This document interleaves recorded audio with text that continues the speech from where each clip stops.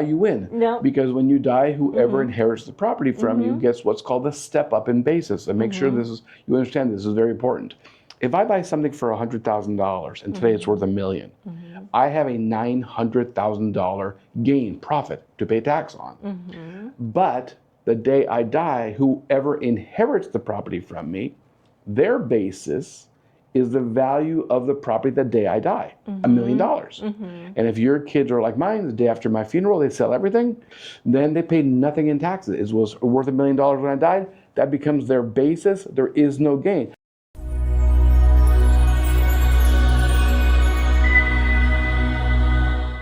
Welcome to Trinhcrewong USA. Hôm nay mình sẽ làm một chủ đề rất là quan trọng trong lĩnh vực bất động sản mà những nhà đầu tư cần phải biết. Đó là chủ đề 1031 exchange. Và hôm nay mình mời được một người expert, đó là Ron Ricard, đến để chia sẻ những cái thông tin cho quý vị. Welcome to Trinhcrewong USA. We have Ron Ricard, Vice President at IPX 1031 Exchange with over 20 years experience. So Ron, thank you for your time. If you are a real estate investor, you must know this subject. Yes, it's absolutely critical. If you own investment real estate, knowing about 1031 is important to how you keep your money and, like you said, how you pass it on to your children and grandchildren. Yes. Ron, can you please explain what is 1031 exchange? Okay. 1031 refers to a section of the tax code. It's a section of the tax code that allows you to sell a piece of investment real estate, and as long as you're using that money to buy another piece of investment real estate, then you can defer paying taxes on the profit that you've made. So let's say you own an apartment building and you want to sell that and buy a bigger apartment building. So you go through the regular process of listing that apartment building, you sell the property for them. At the close of escrow, the money comes to a third party called the intermediary. That's what we are. So the money comes to us, and then once you find the property they want to purchase in replacement, we send the money to the escrow on that side. So you're selling investment real estate, buying investment real estate, and because the money came to us, not to you, then you get to defer paying taxes on the profit that you've made. I like that, defer. Just to clarify, a lot of people misunderstanding this is a tax-free. It's not a tax-free. Defer means you borrow it for now and then pay it later. Right. So it's effectively what's happening is you are what I always say, you're pushing out the tax bill. And so now you can exchange your entire life. So you sell one property, buy another property, exchange and do another exchange, and then do another exchange. And if you ever cash out, then you're going to pay taxes from each of the properties. Yes, a carry over. Exactly. But the beauty, the goal of 1031 exchange is to do it until you die. Correct. I mean, exactly. that's not a good thing you die. No, but everyone has to die. we're all going to die eventually. Yes. And when I always say, when you die, you win. Yeah. And it goes up in value. Now there is a gain, a profit in the property. But all the gain that you would have paid while you are alive all disappears. Now it's also very important to note, this is only when you inherit the property. It does not work if you give the property to your children before you die. Yeah, So it's very important that they inherit the property. That's another thing that the audience need to pay attention is that's why you need to talk to other experts to plan it out. Yes. A lot of people don't know they transfer property to your children before they're still alive. So that would cost them a lot of tax. Absolutely. Yeah. Also, so before we go into more details, can you explain who can do the 1031 exchange?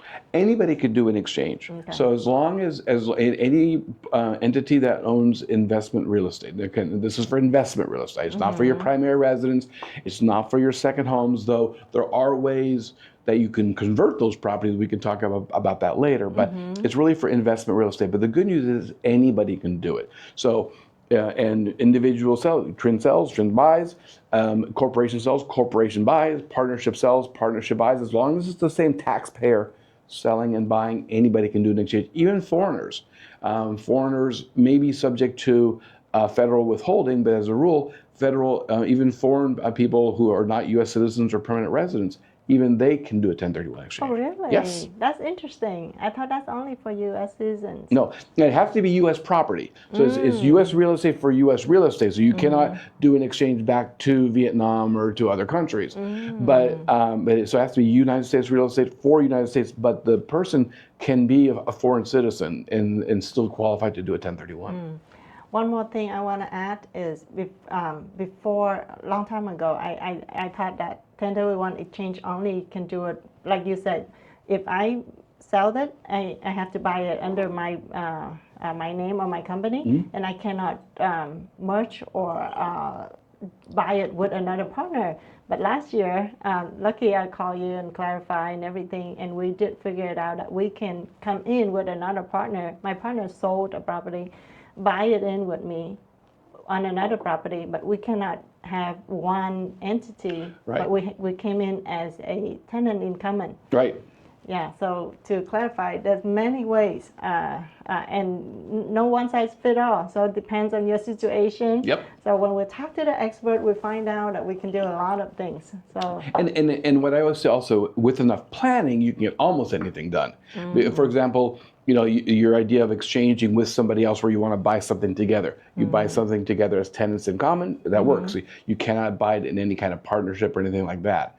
Now, then there's the other part. Sometimes people own the property already in a partnership or an LLC, and they don't want to buy together. So now we have to plan to separate them and wait some time, then so you can sell the property. So again, with enough planning, you can almost get anything done, which is why it's very important. I know we're going to talk about this later, but that's also very important to know that know what you want to do, and sometimes the planning takes a little bit of time before you can do it. But with enough planning, almost any time you can do an exchange. Awesome.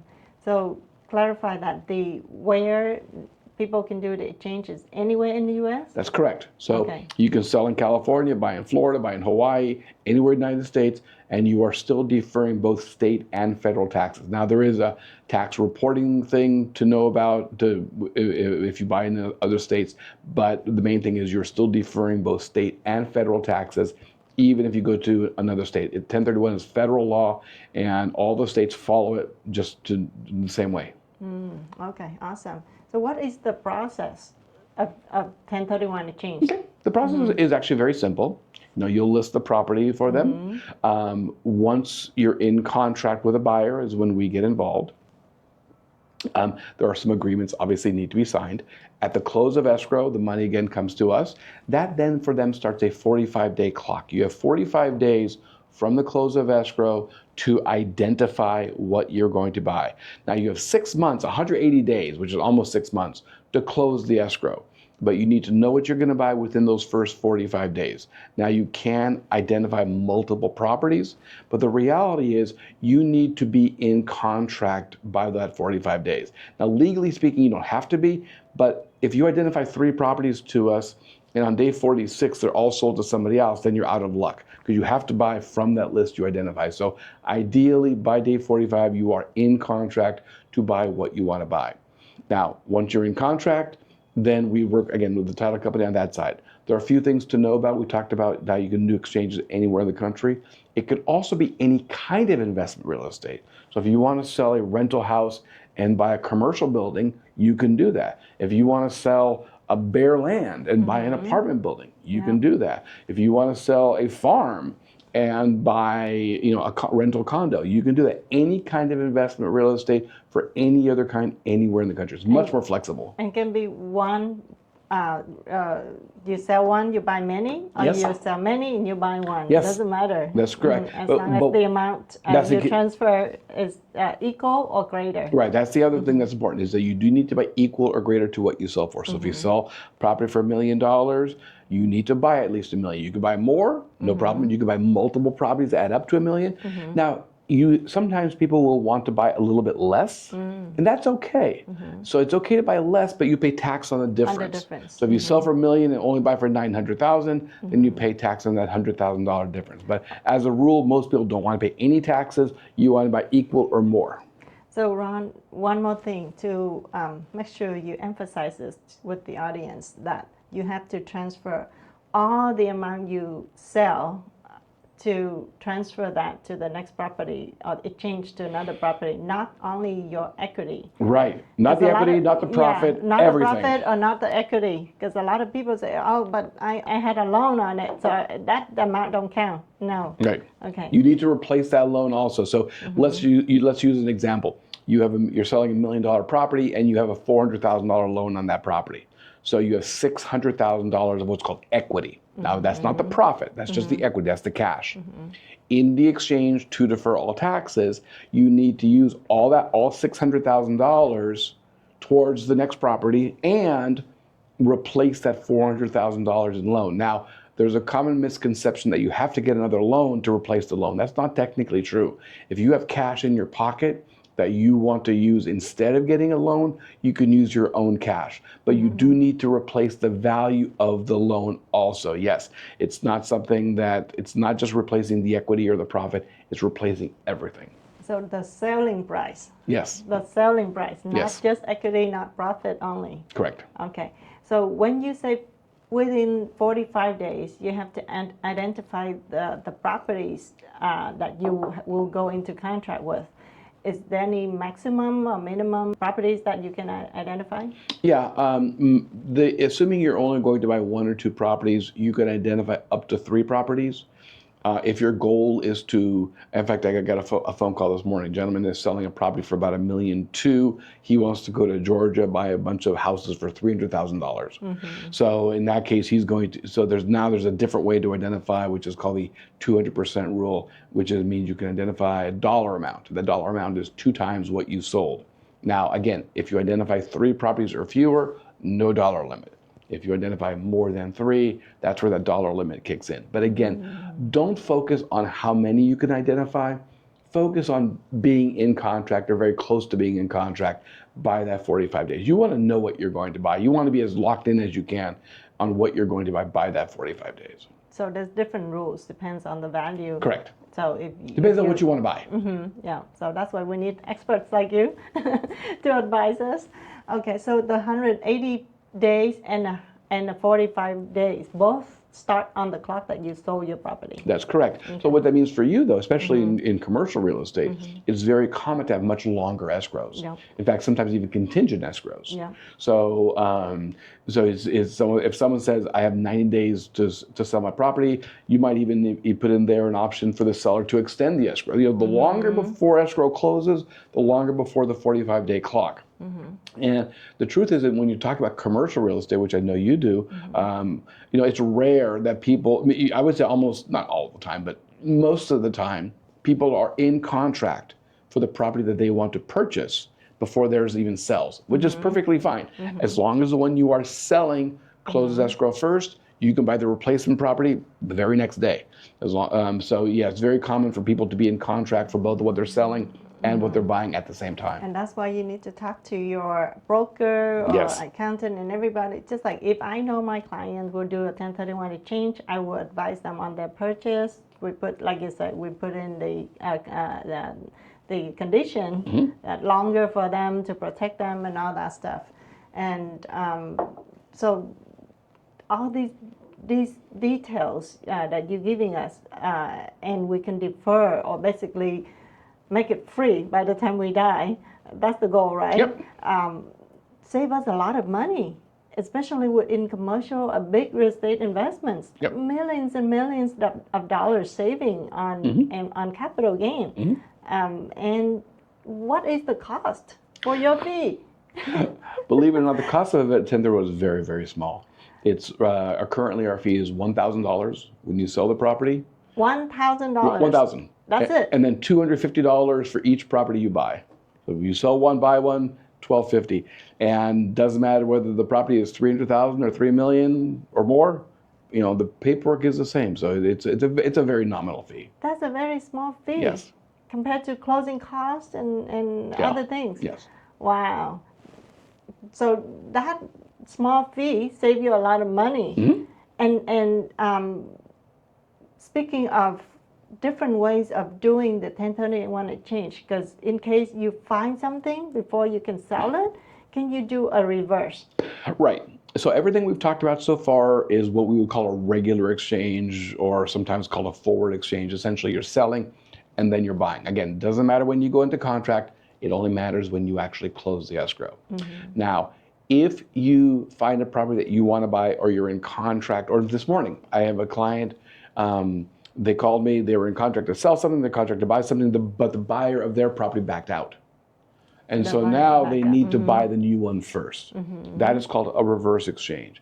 That is a more expensive transaction. Now we're not talking $1,250 anymore. Now we're talking, depending on a few things, usually $7,000 to $12,000. So it is a more expensive transaction.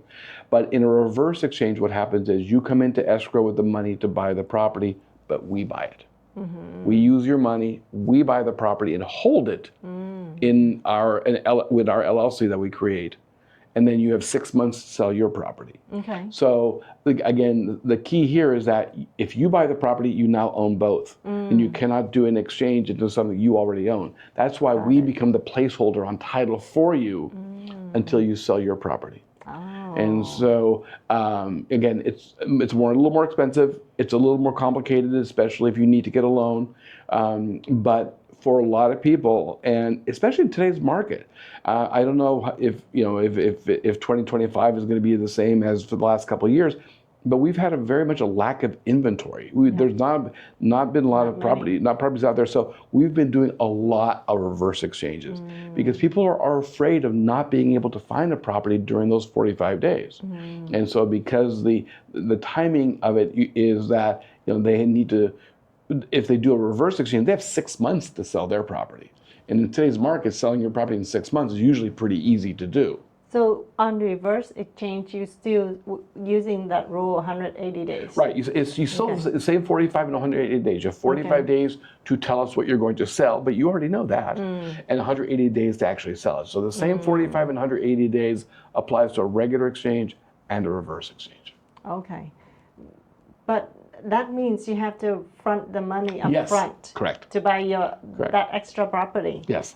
Or going through a loan or down payment, everything that had to be. Yes, you have to have the money for the down payment, obviously. And the good news is, though, especially on commercial real estate, because I know that's your specialty, commercial real estate, commercial lenders will do that. They will go ahead. So they understand that. They understand. Residential lending, not so much. But commercial lending, it actually gets it done much easier. Because most commercial transactions are 1031 exchange. Yes. Lots of them. Yeah, very familiar. So lenders know it, investors know it, broker knows it. So, And also from a lending point of view, most commercial loans are portfolio or basically internal loans. They're not Fannie, Freddie, government type loans. That's why lending is so difficult for a reverse exchange if you're doing a government-backed loan like residential is. And so that's why. But most commercial loans are internal loans to the bank. And that's why they have no problem doing a reverse exchange. Awesome. Thank you so much, Ron, for sharing all these secret nuggets. But I also heard that the 1031 exchange rule is just like any tax rules. Will they go away? Well, first thing to know is 1031 has been around since 1921, so over 100 years. Okay, that's older than me. Okay, it's been around for a very long time. But it is part of the tax code. And so technically, could it go away? Absolutely. And I will say this, in 2025, I do expect there will be some tax legislation because back in 2017, there were some tax cuts. And those tax cuts, most of them expire at the end of 2025. And especially with the new administration coming in and the Republicans controlling both the House and the Senate, I would expect that there will be some move to extend those tax cuts and maybe even do new tax cuts. So will there be tax legislation in 2025? I'm fairly certain there will be. However, what will it look like? We don't know. Nothing has been proposed yet. Will it affect 1031 exchanges? We don't think so. The 1031 is a very important part of the tax code for a lot of businesses. So I don't expect it to go away or even really change at all. But we always look out and always want to be prepared just in case. And we have our people in Washington looking to see what might be proposed But right now, we're not too worried about it. Okay, so that's a good news. Yes. Because people's talking about, there will be change end of the term and stuff like that. So it's just want to clarify with you. Yep, no problem. Okay, so before we close this subject, what is your biggest advice to the audience? The biggest advice I have for you is plan. Okay.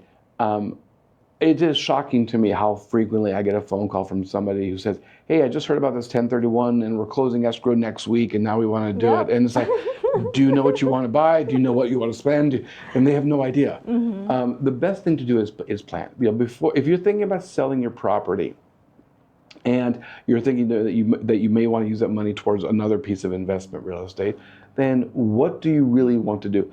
I always say you don't do a 1031 exchange just to defer taxes. The main reason you do a 1031 exchange is to buy something better, buy something different than you own today. Okay, if you want to go from a residential property into commercial property, or you want to sell your 3 small houses to buy a big apartment building, or maybe you're trying to do your estate planning and you want to sell your big property and buy lots of small properties for each of your grandchildren to inherit, or whatever the case might be.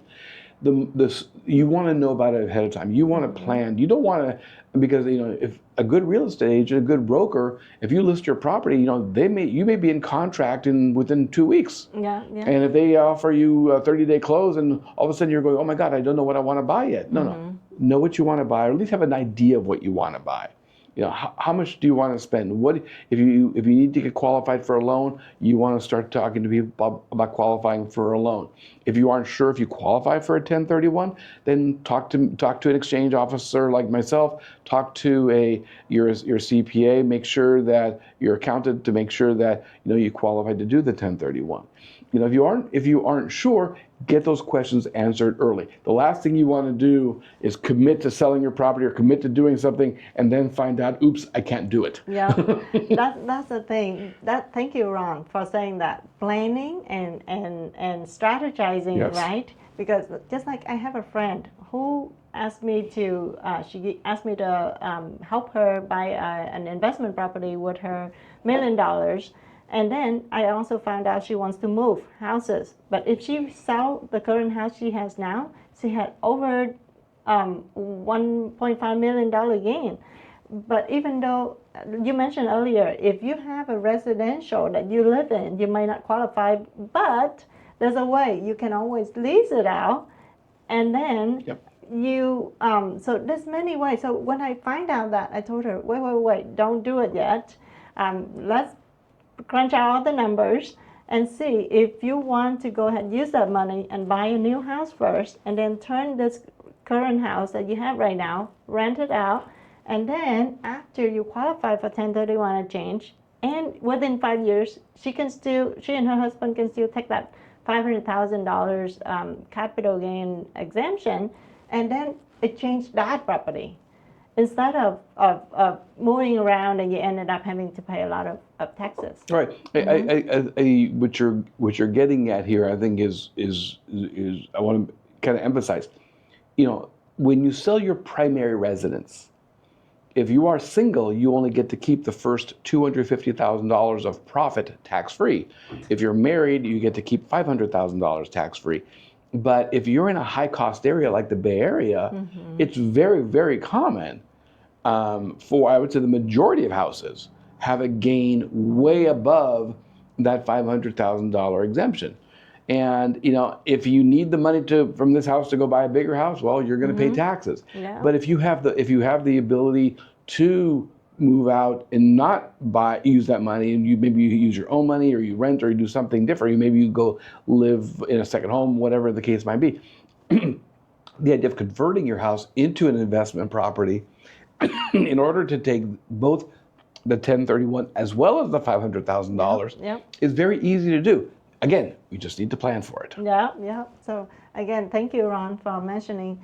So before even you're thinking of moving or selling or buying anything, talk to your experts, your lawyer, your accountant, your broker, your broker, and 1031 exchange expert to give you all the options and then you decide what's your best option that save you the most money. Yep, exactly. All right.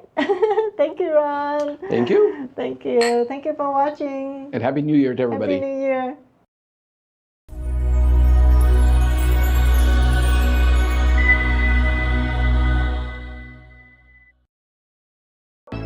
Chào mừng mọi người đến với Trinhcrewong USA.